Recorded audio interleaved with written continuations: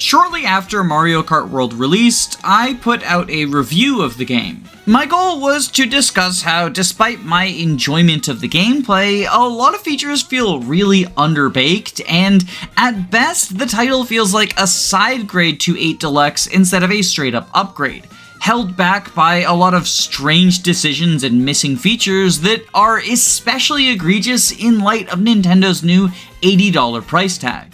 I didn't want the video to just be a thoughtless hate piece. There's plenty of aspects of the game that I like, and even the open world gimmick adds some cool stuff like Knockout Relay. So I made an effort to highlight the elements I like, while at the same time not pulling any punches about the frustrating Nintendo-esque decisions that lead to a sort of death by a thousand cuts in terms of quality.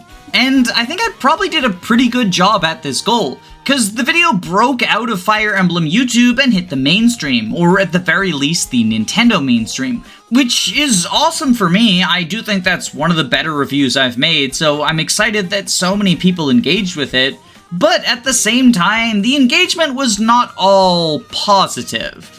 I got a huge amount of hate comments, and in fact, I seem to have struck a balance in pissing off both Nintendo fans and Nintendo haters. And while this isn't the middle ground I was trying to hit with the video, in retrospect, I really shouldn't be surprised.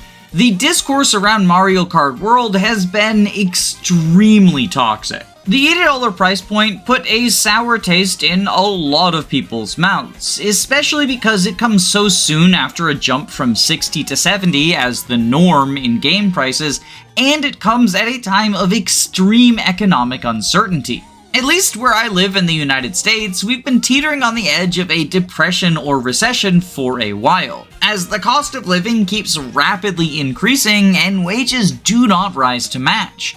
A lot of people are living below the poverty line. So when one of the most successful companies in the world makes a kind of unnecessary price increase on a product that was virtually guaranteed to sell well anyway, it just feels greedy and it's gonna get some people mad. But I think a lot of this anger is misdirected, both in terms of people leveling it at random gamers, and the idea that now Nintendo can do no right, and any move Nintendo makes or game they announce has to be endlessly shit on. And this large amount of negativity has led to some sort of toxic positivity amongst Nintendo fans, with them oftentimes being viscerally angry at anyone who criticizes any aspect of a Nintendo game property or decision. And that has led to some of these Nintendrones coming into my comments and saying that I'm just a paid hater because I think the menu for selecting characters is incredibly poorly implemented, or I don't like being forced into intermissions for the Grand Prix and online. And this Nintendo Defender attitude is especially prevalent whenever talking about the price of the console and especially the games. There are some people who will try to defend the price increase by citing things like inflation and arguing that technically, in today's dollars, games were a lot more expensive back in the 90s or whatever. But while these arguments can be technically correct, they miss the broader picture.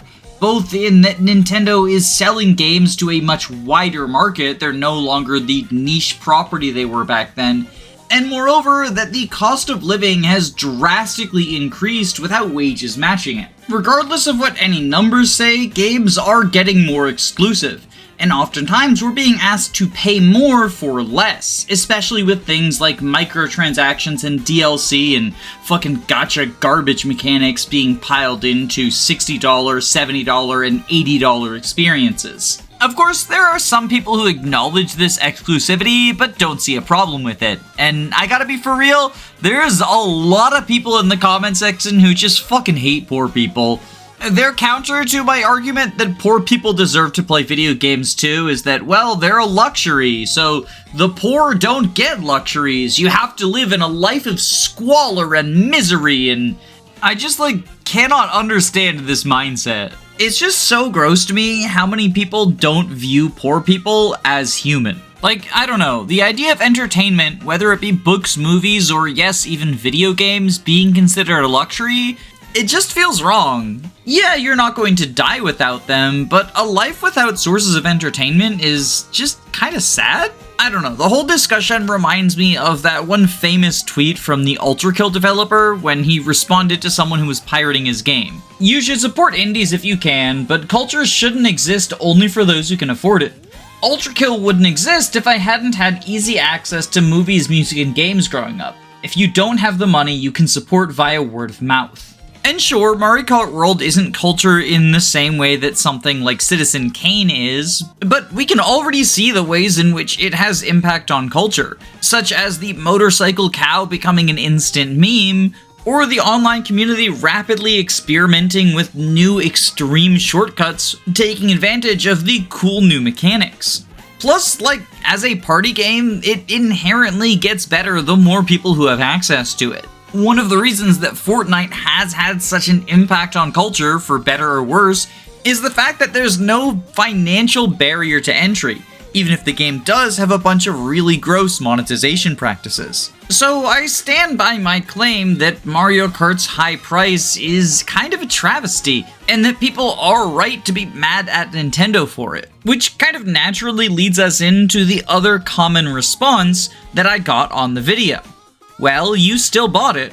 Although, let's be honest, people were usually a lot less kind in the way that they phrased this. It's pretty tempting to laugh at and write off these criticisms since they're unironically saying things like, you are an enemy of the gamers, or you should kill yourself for buying Switch 2.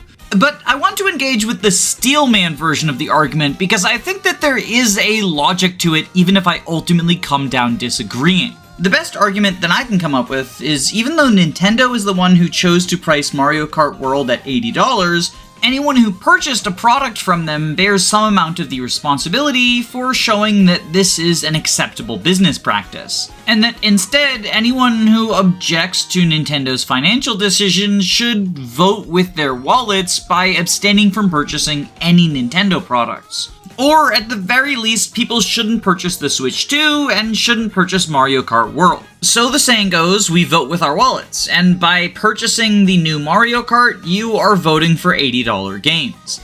I'll talk about why I disagree with this general premise in a second, but first I feel it's important to acknowledge that even if you believe everything that I said, surely it follows that the amount of responsibility consumers have is less than that of the executives making these decisions to begin with. And yet, at least from what I've seen, the majority of the vitriol seems to be directed specifically at those who purchased a Nintendo rather than those who made the pricing decisions themselves. I think the reasons for this are twofold. The first is that it's just easier to get in touch with someone who buys a Switch than someone who decides what they cost. Nintendo doesn't exactly have a contact us button that you can use to send Iwata death threats. Meanwhile, if you want to harass a streamer, a reviewer, a games journalist, or just someone you know who bought one, it's relatively trivial to do so. So if all you want is a target for your anger, you just gotta search Mario Kart World on Twitch, YouTube, or Twitter, and you will find no shortage of people you can justify harassing. This really only applies to the sort of people I would consider internet trolls not worth listening to, though. The second reason, on the other hand, I think also applies to more reasonable critics of those of us who bought the Switch 2. And that is, it's much easier to conceptualize a problem being caused by an individual or a group of individuals than by something more systemic. Heck, you even see people who are defending the Switch's price fall into this pitfall, with tons of Nintendo fans saying the only reason the Switch 2 is priced so high is because of Donald Trump's tariffs. And look, I'm a trans woman, obviously I'm not a fan of the President of the United States, but Nintendo themselves has gone on record stating that the price is unrelated to the tariffs. Several accessories, like the $120 dock and the $90 Pro Controller, did get their prices raised based on the tariffs, but the Nintendo Switch 2 itself and all announced video games were unaffected. And sure, corporations lie, but don't you think if there was someone they could blame other than themselves, they would point the finger? But fans are all too ready to point that finger anyway, because, as I say, it's easier to blame individuals. Which I guess brings us back around to the idea of individuals voting with their wallets. And generally, I really dislike this phrase because it comes with the unspoken implication that people with bigger wallets get more votes. In general, the framing of all collective action being around consumption and spending just rubs me the wrong way. There's so much more we can do beyond choosing where to spend our money. But even within simple purchasing decisions, I think a lot of people severely overestimate the impact an individual has, especially in the absence of any sort of organized boycott. Don't get me wrong, there are examples of companies reversing anti-consumer decisions due to pushback. In fact, even if we limit ourselves to the gamer sphere, the Nintendo 3DS famously dropped its price by about a third only 6 months after launch due to disappointing sales, and Microsoft reversed their decision to make the Xbox One always online after receiving a lot of negative feedback from fans. But I think comparing these instances to what's going on with the Switch 2's pricing is missing some context. For one, the Xbox One wasn't even on sale when Microsoft reversed their decision. And as such, this happened prior to any opportunities to vote with your wallet. And while the 3DS is more directly comparable, since its price was lowered as a direct result of poor sales, those poor sales weren't out of any sort of protest or boycott. People didn't buy the 3DS because they didn't see it as a good value proposition. The handheld gaming market was dying when the 3DS came out, primarily thanks to the prevalence of smartphones and the increasing sophistication of games on them. Even diehard Nintendo fans didn't necessarily want to get a 3DS because the home consoles existed as direct competition to them. The 3DS also didn't appeal to adult gamers due to the small size, making it difficult for anyone with fully grown hands to use. The 3DS also had the most sparse launch library you've ever seen. I criticized the Switch 2 for only having Mario Kart World as its premier game. And a similar thing can be leveled against the Switch 1 with Breath of the Wild. But the 3DS's killer app on launch was Nintendogs. And 5 months later, the most notable title on the console was the Star Fox 64 remake. The Switch and Switch 2 might not have that many games in their first year, but at least they have games. These were big contributing factors to the 3DS's poor sales. So while it might feel good to say that we got them to drop the 3DS price by refusing to purchase it, that is definitely a bit of revisionist history. People didn't buy the 3DS because it didn't make sense for them to, and Nintendo lowered the price because it made sense for them to do this to try to court new customers. But the Switch 2 is in a very different position from the 3DS, serving as a direct follow-up and upgrade to one of the most beloved systems of all time. It was always going to be a success to some extent, but even if it wasn't as successful as it is, there's a good chance that Nintendo wouldn't have lowered the price of their home console anyway. I mean, we can even see from the Wii U that they treat the home console much differently than the handheld one. Despite the fact that it was much less successful than the 3DS, the Wii U got a significantly smaller price drop, going from $350 to $300, and this drop only happened a year after launch. Moreover, the suspected and stated reason for this drop was not poor sales, but because Microsoft and Sony were releasing their competitors to the Wii U, the Xbox One and PS4. Faced with increased competition, they lowered the price to make it more competitive. Right now, the Switch 2's main competitors are both 5 years old. I suspect if we get a price drop, it won't be related to sales numbers, but to the release of Xbox Series Y and PS6. But speaking of the PS5 and Xbox Series X, while those systems have better graphical fidelity and performance, the Switch 2 is not as far behind as you might think. And its pitch is that it makes up for the gap by being portable. Of course, the big issue is not the price of the console, but the price of games, specifically $80 for Mario Kart World. And as I've probably made clear, I don't think $80 is a reasonable price to pay for this game. But most people didn't pay $80 for Mario Kart World. In fact, I would be surprised to learn that anyone paid $80 for it, at least at the time of recording. There's a limited time launch bundle where you can get Mario Kart World for an additional $50 on top of your Switch 2. And I think many people view this as a much more reasonable asking price. I mean, I was willing to pay $50 for Mario Kart World, but if it weren't for the bundle, I wouldn't have bought it. So far, there's no official word on how long the bundle will last, but Nintendo has confirmed that it is only temporary.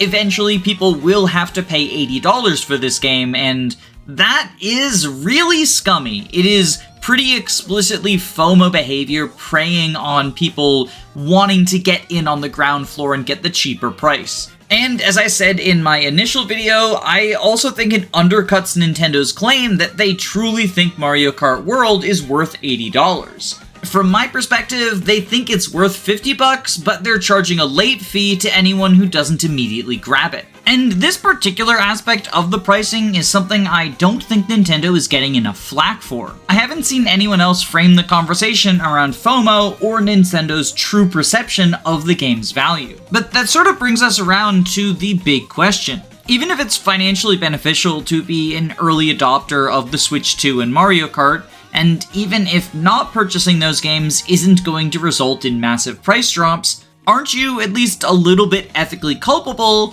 for supporting Nintendo's scummy business practices by purchasing the game that is emblematic of them? And my answer to that would be yes, but with quite a few huge asterisks. What I mean by this is saying that it's morally wrong to purchase products from Nintendo feels a bit like you criticize society and yet you participate in it. Curious. Because while we can probably all agree that it's unideal to give money to corporations doing unethical things, the truth is, if you've ever bought groceries at Walmart or Ubered home from the bar while drunk or purchased clothes from basically any clothing line, you've given money to an unethical corporation. In late-stage capitalism, bad companies are the only ones we have left. Sorry, YouTube, I know you hate the C word, but it had to be said. Now, of course, the counter-argument goes that food and shelter and clothing are all necessities, whereas toys like a Nintendo are luxuries, and therefore you can't really justify purchasing them in the same way you can a carton of eggs. Now, we could dive down the rabbit hole of minutia over what is actually necessity,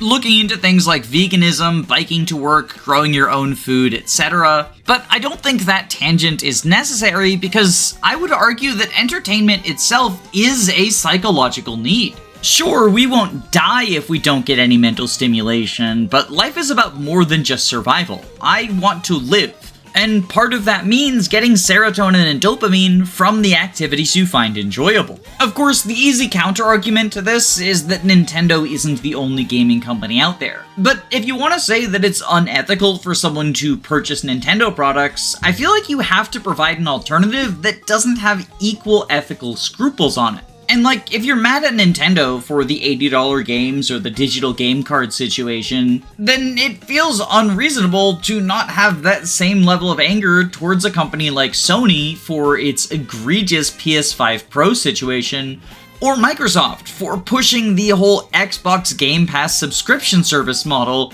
in order to move us away from ownership of our games. In fact, all three major corporations have in their EULAs terms that mean we don't actually own the games we're purchasing, only a license. And it's not like things get better if we look at third-party studios. Recently, id Games made headlines because its DRM on Doom the Dark Ages locked out anyone using Linux, even legitimate purchasers, just flagging them as pirates.